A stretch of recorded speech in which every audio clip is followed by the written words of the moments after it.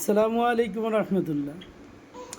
পৃথিবীতে অনেক লোক আছে যারা আপনার ভালো দেখতে পারবে না।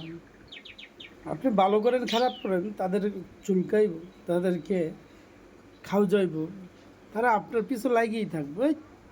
হয় হাসলো এরকম কেন, ওই এভাবে হাঁটে কেন, হয় এই কাজটা করে কেন, সব কিছু কেন। ওদের মাঝে কোনো ভালো কিছুই নেই।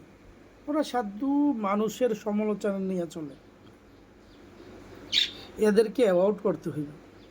যারা মানুষের সমালোচনা নিয়ে চলে, মানুষকে এই এটা করলো কেন, এই এটা করলো কেন, আরে ওই তো মানুষই, হয়তো বা আমিও তো মানুষই, আমার মধ্যে ভুল থাকতেই পারে, আমি যে কোনো ভুল করতেই পারি, এটা শুধরাই দিতে একা অথবা বলতে পারে। কিন্তু সমালোচনা করা, এইটা করে ওইটা করে, এটা গীবত গা, মরা ভাইয়ের গোস্ত খাওয়া, এটা থেকে বের হয়ে আসতে হবে।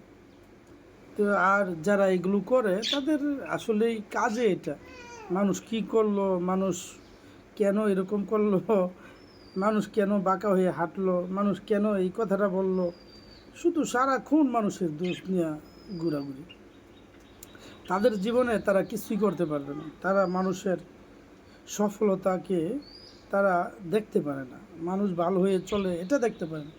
নিজে টাকা দিয়া রিস্কে ভাড়া দিয়া অন্যের বদনামি গিয়ে অন্য জায়গায় বলেই, এইসব লোক থেকে অ্যাভয়েড হয়ে চলতে হবে, দূরে চলতে হবে।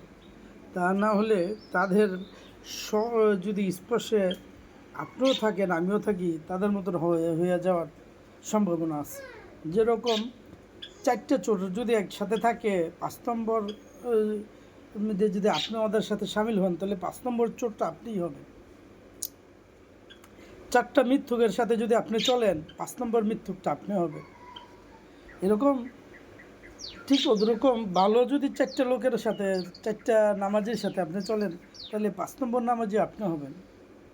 এবং ভালো যদি 4টা ধনীর সাথে আপনি চলেন, তাহলে দেখবেন 5 নম্বর ধনী আপনি হবেন। এই জন্য সমালোচনা যারা করে তাদের দিকে তাকানো দরকার নেই। আপনার নিজের যে লক্ষ্য, এই লক্ষ্যের দিকে আপনি দৌড়াতে থাকেন, ঠিকই দেখবেন একদিন নিজে ওই সফলতার দ্বার প্রান্তে গিয়ে দাঁড়াবেন। তখন তারা আফসোস করবে, আমরা শুধু মানুষের দোষটাই দেখলাম, ভালো গুণটা দেখলাম না। তখন তারা আফসোস করবে। ঠিক না ইনশাআল্লাহ?